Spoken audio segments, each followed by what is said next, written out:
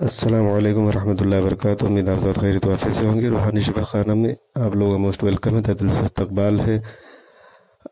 जो लोग अभी तक चैनल को सब्सक्राइब करके ज्वाइन नहीं किए हैं वो चैनल को सब्सक्राइब करके ज्वाइन ज़रूर कर ले, ताकि नई मालूमात आप तक आसानी से पहुँचती रहे और मालूमात में इजाफा होता रहे। आज जो टॉपिक हम लेकर आए हैं वो बहुत ही ज़रूरी टॉपिक है, यानी हम बात करेंगे विटामिन B3 के ताल्लुक से कि हमारे शरीर में विटामिन B3 की कमी से होने वाली समस्याओं के बारे में तफसील से बात करेंगे, और साथ ही विटामिन B3 के स्रोत क्या हैं, किन जरिए से विटामिन B3 को हासिल किया जा सकता है, उस ताल्लुक से हम बात करेंगे।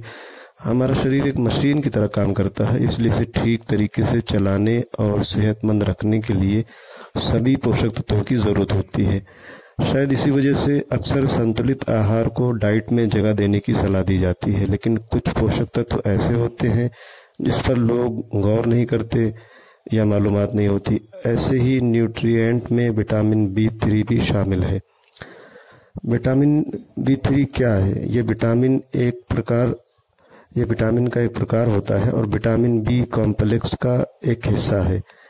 ये विटामिन घुलनशील होता है, जो पानी में घुलकर शरीर में पहुंचता है और इसकी बची हुई मात्रा पेशाब के जरिए बाहर निकल जाती है, मतलब ये शरीर में स्टोर नहीं होता।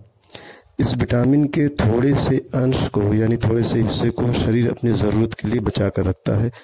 इसी वजह से शरीर में इसकी मात्रा बनाए रखने के लिए B3 युक्त खाद्य पदार्थों का इस्तेमाल ज़रूर करना चाहिए। विटामिन B3 के दो रूप होते हैं, नियासिन और नियासिनामाइड। नियासिन शरीर में वसा और शुगर को सही तरीके से काम करने और कोशिकाओं को स्वस्थ रखने में मदद करता है। ये नियासिन जब शरीर में ज़्यादा मात्रा में पहुंचता है तो विटामिन B3 के दूसरे रूप नियासिनामाइड में कन्वर्ट हो जाता है। शरीर को विटामिन B3 के इन दोनों रूप से क्या फ़ायदा होता है, इस ताल्लुक से हम बात करेंगे। विटामिन B3 के फ़ायदे बहुत सारे हैं। शरीर से लेकर मस्तिष्क तक यानी दिमाग तक को इस विटामिन की ज़रूरत होती है। ऐसे में हम स्वास्थ्य से संबंधित विटामिन B3 के फ़ायदे के ताल्लुक से बात कर रहे हैं। LDL एक हानिकारक कोलेस्ट्रॉल है, जिसे कम करने में विटामिन B3 मदद करता है।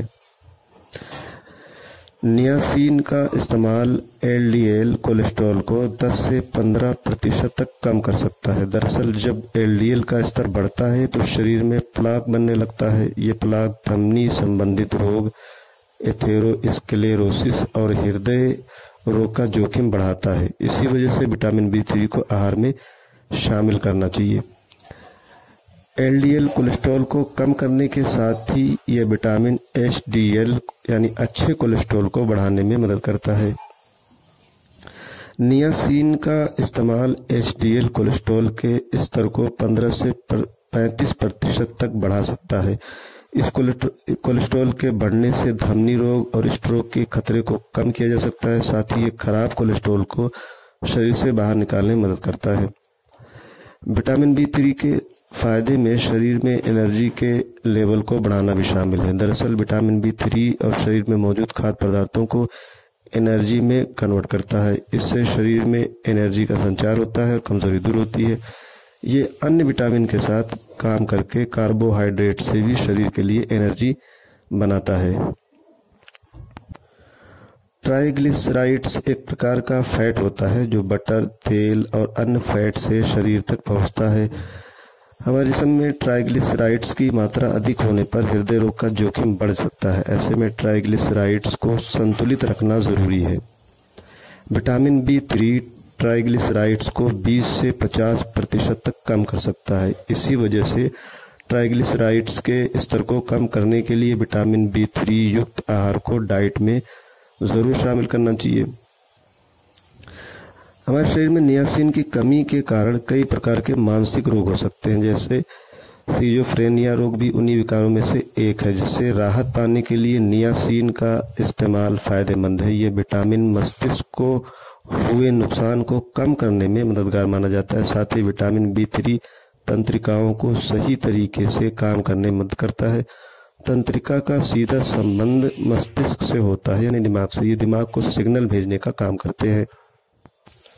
नियासिनामाइड का इस्तेमाल गठिया के लिए फ़ायदेमंद है।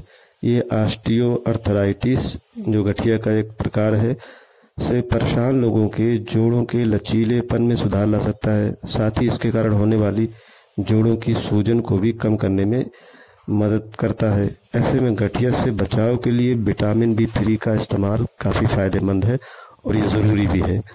बदहजमी या पाचन संबंधी परेशानियों को दूर करने के लिए विटामिन B3 का इस्तेमाल किया जाना चाहिए। ये पाचन तंत्र को बेहतर रख सकता है। दरअसल शरीर में इसकी कमी होने पर पाचन से जुड़ी समस्याएं हो सकती हैं। ये पाचन तंत्र को स्वस्थ रखने के लिए शरीर में राइबोफ्लेविन यानी विटामिन B2 और थायमिन विटामिन B1 के साथ मिलकर काम करता है। ऐसे में पाचन को सही रखने के लिए विटामिन B3 और अन्य पोषक तत्व को मुसलसल तौर पर अपने आहार में शामिल किया जाना चाहिए। इसके अलावा विटामिन B3 की कमी से होने वाले रोग में पेलेग्रा भी शामिल है। इसमें मरीज को भूख कम लगती है और दस्त, पेट दर्द और स्किन संबंधी समस्याएं हो सकती है। इसमें विटामिन B3 युक्त खाद्य पदार्थ का इस्तेमाल करके इसकी कमी को दूर किया जा सकता है। ऐसा करने से विटामिन B3 की कमी से होने वाले रोग पेलेग्रा से बचाव हो सकता है। प्रेगनेंसी के दौरान विटामिन B3 का इस्तेमाल सीमित मात्रा में करना यानी सही मिकदार में करना फायदेमंद है। इसका इस्तेमाल करने से मिसकैरेज के खतरे और भ्रूण को होने वाले बर्थ डिफेक्ट यानी जन्म दोष के जोखिम को कम किया जा सकता है। वैसे प्रेगनेंसी को खाद्य पदार्थों से पर्याप्त विटामिन B3 मिल जाता है। फिर भी अगर कोई सप्लीमेंट का इस्तेमाल करना चाहता है तो ऐसा करने से पहले डॉक्टर से एक मरतबा सलाह ज़रूर ले लेनी चाहिए। स्किन के लिए भी विटामिन B3 ज़रूरी है। नियासिनामाइड एंटीऑक्सीडेंट की तरह काम करता है। इसका ये असर स्किन को झुर्रियों से बचाने और स्किन इलास्टिसिटी में सुधार करने में मददगार होता है। इसके अलावा ये स्किन को हाइपर पिगमेंटेशन यानी काले धब्बों, रेडनेस, स्किन का पीलापन और फाइन लाइंस को कम करता है। विटामिन B3 बालों के लिए भी फायदेमंद है। विटामिन B3 की कमी से होने वाले पेलेग्रा रोग के कारण बालों के झड़ने की समस्या होती है। ऐसे में नियासिन के इस्तेमाल से विटामिन B3 की कमी को पूरा करके बालों को झड़ने से रोका जा सकता है।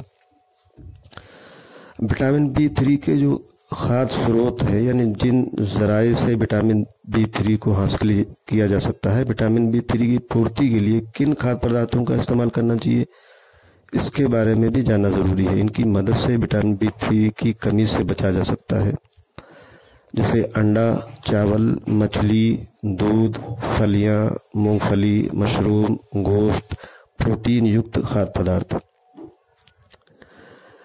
इन चीजों को लेने के बाद विटामिन B3 की जो कमी होती है वो पूरी हो जाती है। विटामिन B3 खाद्य पदार्थ के जानकारी रखने के बाद ये भी जानना ज़रूरी है कि विटामिन B3 का इस्तेमाल कितनी मात्रा में करना चाहिए।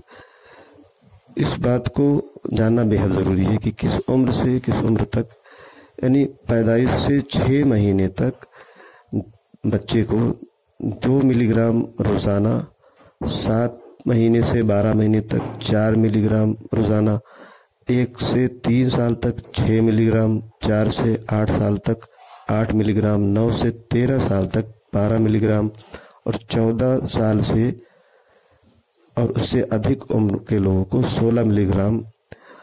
ख़वातीन के लिए यानी महिलाओं के लिए 14 और उससे अधिक यानी 14 साल से उम्र ज़्यादा है या 14 साल की उम्र है तो 14 साल से और 14 साल से ज़्यादा की उम्र की महिलाओं के लिए 14 मिलीग्राम रोज़ाना विटामिन B3 की मिकदार लेना बेहद ज़रूरी है।